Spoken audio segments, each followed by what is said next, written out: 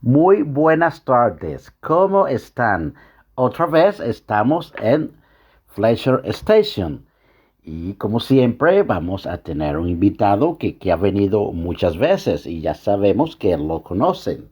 Aquí está Ángel. Ángel, muy buenas tardes, ¿cómo estás? Muy buenas tardes, Mr. Fletcher. Bueno, yo estoy muy bien y como siempre, gracias por invitarme otra vez.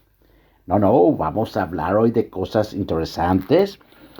Primero, bueno, antes de hablar del tema de hoy, que tiene que ver de la Legión Británica, lo que quiero es, bueno, felicitarte porque sé que has sacado un libro que se llama Caracas 40, que, bueno, ya yo lo leí porque tuviste la amabilidad de regalármelo y me parece muy interesante las cosas que tratan ahí.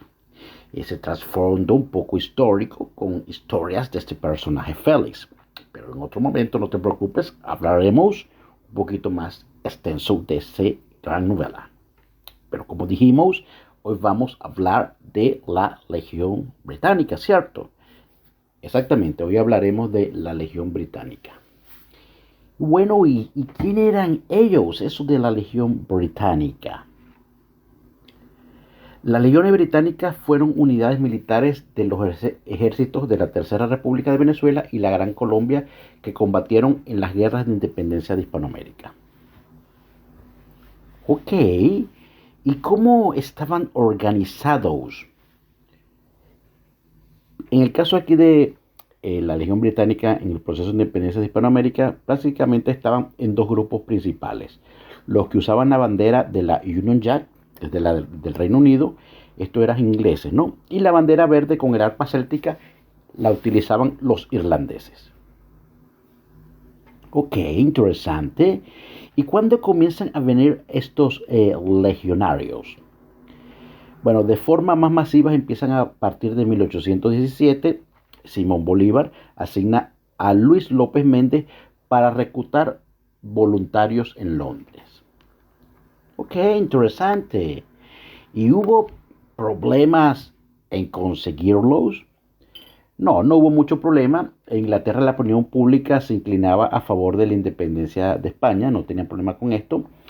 ¿Y por qué? Porque bueno, al finalizar las guerras napoleónicas, muchos oficiales y soldados fueron desmovilizados, encontrándose desempleados y también tenían grandes pertrechos de armamento almacenado. Entonces esto dio, bueno, ya que tenemos gente que hoy en este momento estamos prácticamente en paz porque han acabado las guerras napoleónicas y tenemos estos pertrechos, bueno, aprovechémoslo y así básicamente por ahí va la historia.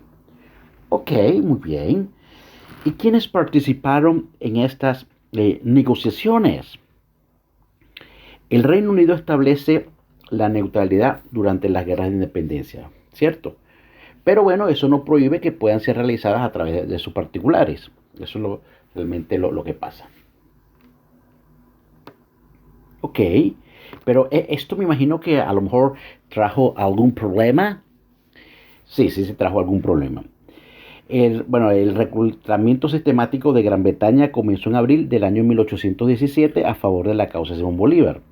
Las circunstancias eran muy favorables, un gran número de veteranos de las guerras napoleónicas habían sido dados de baja de la fuerza británica y estaban desempleados. Los agentes venezolanos recurrieron a oficiales británicos y cada uno de estos reclutaba en Gran Bretaña en cuadros de oficiales y sargentos formando sus propios regimientos. Esto trajo como consecuencia que en julio de ese año Joaquín Campuzano, el representante español en Londres, hiciera firmes protestas contra la violación de neutralidad que establecía que esto no se debía hacer. En el curso del mes de septiembre el reclutamiento ya era notorio y público y los periódicos daban la noticia del embarque de mercenarios y material de guerra en buques de rumbo hacia América del Sur. Aquí las protestas del embajador español Duque de San Carlos, bueno, se hicieron esta vez más insistentes porque dice, bueno, ¿cómo esto que no está permitido y lo siguen haciendo? Pero como habíamos dicho antes, aunque había una posición de neutralidad, el gobierno lo que era británico no permitía que sus particulares pudieran participar en esto. Perfecto. ¿Y cuántos legionarios participaron en este caso? Aproximadamente 6.000.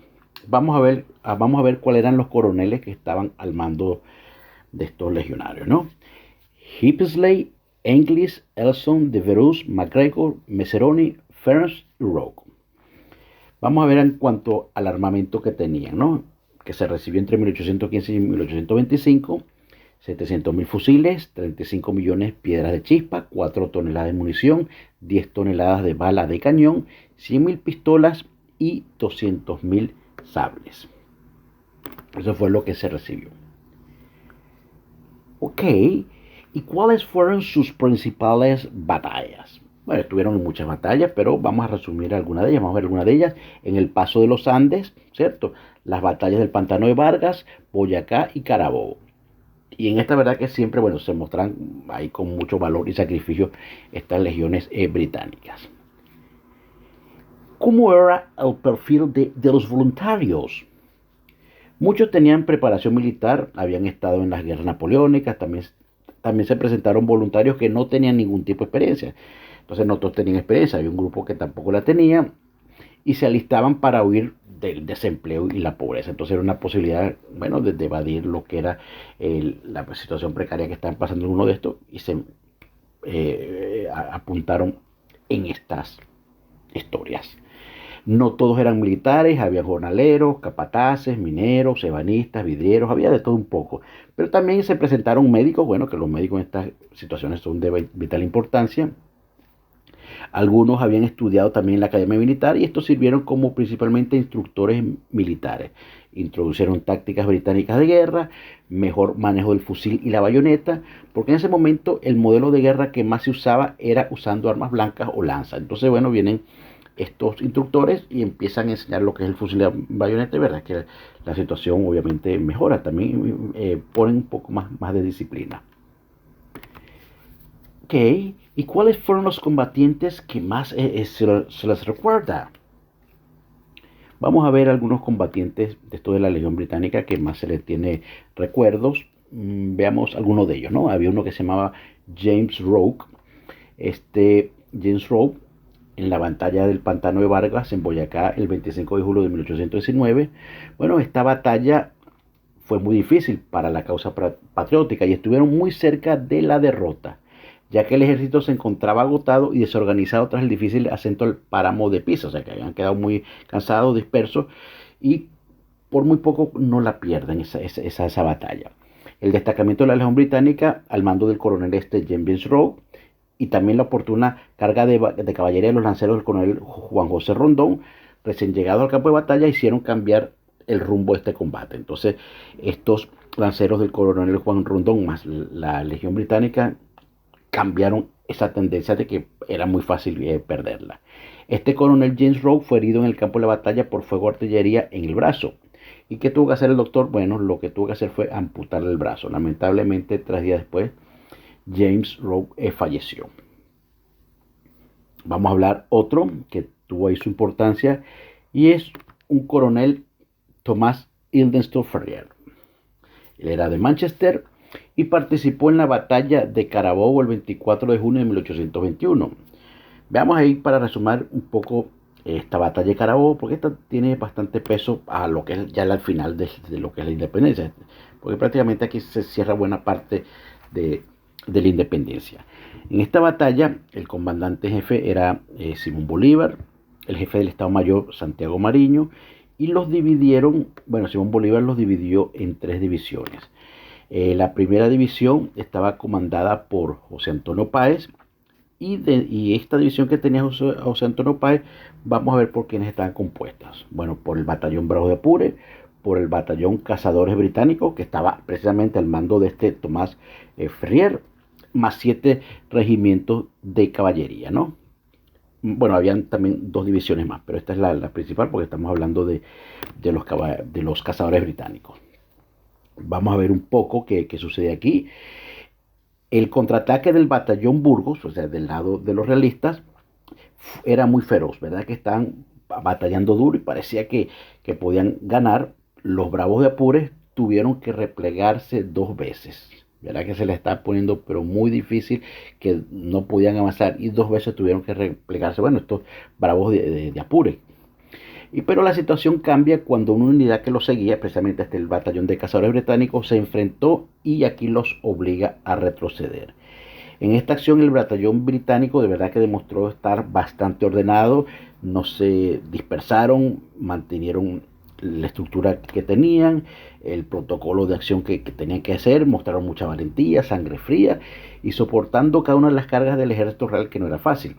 Lamentablemente, bueno, aquí perdieron a su comandante Tomás Ferriar, más otros 17 oficiales superiores. Ahí se murieron. Pero esta acción que estuvieron ahí presentes, que no se en ningún momento perdieron el orden, aunque ellos fallecieron, esto le permitió a los Bravos de Apude, liderados por Páez, reorganizarse y contratar de forma, verdad, que esta vez bastante efectiva, ¿no? Entonces eso fue lo que tuvo que ver Ferrier en la batalla de Carabobo y verá que se le recuerda bastante bien en la parte de la guerra de independencia de la batalla de Carabobo.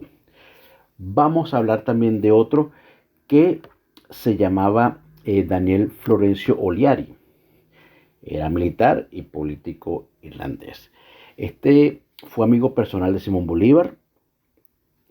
Se había unido a su causa independentista en la actual Venezuela y acompañó a Simón Bolívar en sus últimos días de vida. Hasta ese momento llegó tanto su amistad que estuvo hasta los últimos días que falleció.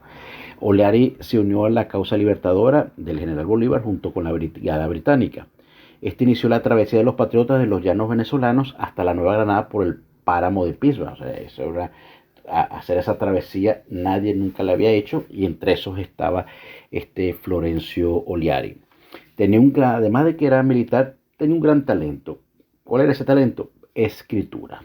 Tenía el talento por la escritura, por lo que Simón Bolívar le pidió, viendo su talento, que escribiera todos los sucesos relevantes que iban ocurriendo en la guerra independentista, para después dejar constancia de todo lo que iba a ocurrir aquí.